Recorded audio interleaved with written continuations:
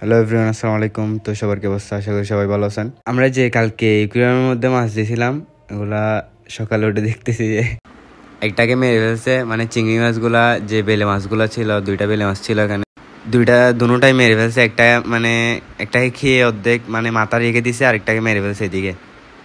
চিংড়ি মাছগুলা এত বড় অসভ্য যে আমি আগে জানতাম না।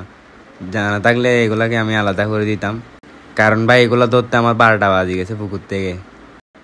আচ্ছা, যাই হোক, আমরা হচ্ছে যে এখন মানে আরেকটা ইকুইনাম করব, যেটার মধ্যে হচ্ছে যে মানে চিংড়ি মাছ আলাদা থাকবে আর অন্যান্য মাছগুলো থাকবে যে আলাদা।